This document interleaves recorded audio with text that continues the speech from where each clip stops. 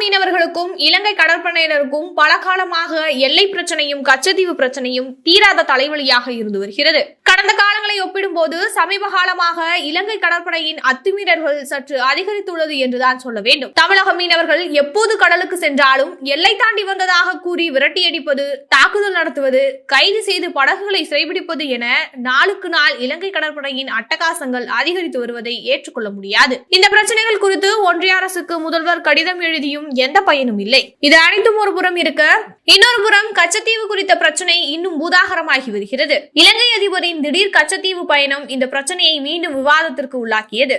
இலங்கை அதிபரின் திடீர் கச்சத்தீவு பயணம் இந்த பிரச்சனையை மீண்டும் விவாதத்திற்கு உள்ளாகியது. கச்சத்தீவை பார்வையிட்ட பின் இலங்கை அதிபர் கச்சத்தீவை யாருக்கும் கொடுக்க மாட்டோம் என கூறியதும், கச்சத்தீவை சுற்றுலா தலமாக மாற்ற திட்டம் திட்டப்பட்டு வருவதாக கூறியது தமிழகத்தில் உள்ள அனைவரையும் கொந்தளிப்படைய செய்தது என்றுதான் சொல்ல வேண்டும். இந்த நிலையில் தற்போது 3 நாள் பயணமாக இலங்கை பிரதமர் இந்தியா வந்துள்ளார். இந்நிலையில் தமிழக மீனவர்கள் பிரச்சனை குறித்து கச்சத்தீவு மீட்பது குறித்தும் இலங்கை பிரதமரிடம் பேச்சுவார்த்தை நடத்த கோரி பிரதமருக்கு தமிழக முதல்வர் மு.க. ஸ்டாலின் கடிதம் ஒன்று எழுதியுள்ளார். அந்த கடிதத்தில் இலங்கை பிரதமரின் 3 நாள் புதுடெல்லி பயணம் அக்டோபர் 16 முதல் 18 வரை திட்டமிடப்பட்டுள்ளது. இந்த பயணம் பாக் விரிகுடாவின் பாரம்பரிய மீன்பிடி கடல் பகுதியில் இந்திய மீனவர்கள் எதிர்கொள்ளும் தொடர்ச்சியான பிரச்சனைகளை தீர்க்க ஒரு சிறந்த வாய்ப்பை வழங்கியுள்ளது. இலங்கை கடற்படையினரால் தொடர்ந்து நடத்தப்படும் தாக்குதல்கள், துன்புறுத்தல்கள் மற்றும் அச்சுறுத்தல்கள் காரணமாக தமிழக மீனவ சமூகங்கள் தொடர்ந்து துன்பங்களை எதிர்கொள்கின்றன.